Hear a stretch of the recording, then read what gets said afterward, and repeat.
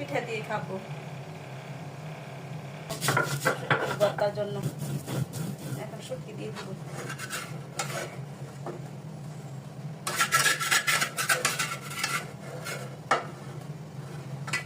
শুটকি দিয়ে বেটে নেব।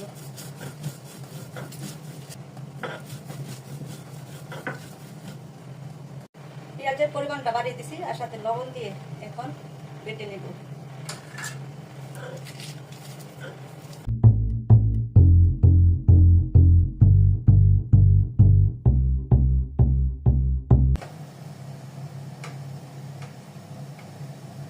চাউলের গুঁড়া দিয়ে আজকে পিঠা বানাবো, জানি না কেমন হবে।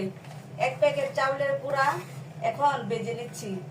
যদি আপনারা কেউ দোকানের চাউলের গুঁড়া দিয়ে পিঠা বানিয়ে খেয়ে থাকেন, বানানোর জন্য গরম পানি দিয়ে এখন আমার ভাজা চাউলের গুঁড়াগুলি দিয়ে ডোটা বানাবো। পিঠা বানানোর জন্য ডোটা বানিয়ে নিলাম, এখন পিঠা বানাবো। আরেকটা কথা, আমাদের নরসিংদী মানুষের কিন্তু চাপা শুটকি দিয়ে এই পিঠাগুলি খেতে খুবই পছন্দ করে। এই যে এখন এভাবে সবগুলি পিঠা এক এক করে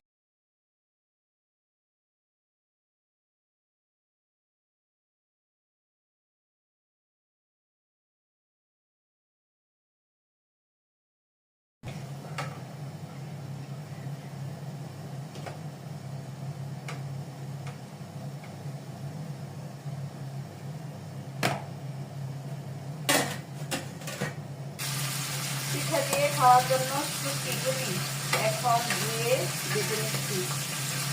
তারপর আরেকটু সময় লাগবে সিদ্ধ হইতে। এখন শিলপাটায় মরিচগুলি বেটে নিব ভর্তার জন্য। এখন শুটকি দিয়ে দিব।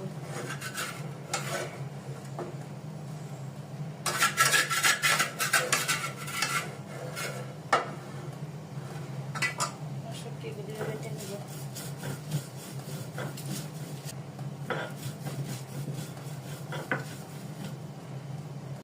পেঁয়াজের পরিমাণটা বাড়িয়ে দিছি আর সাথে লবণ দিয়ে এখন বেটে নেব।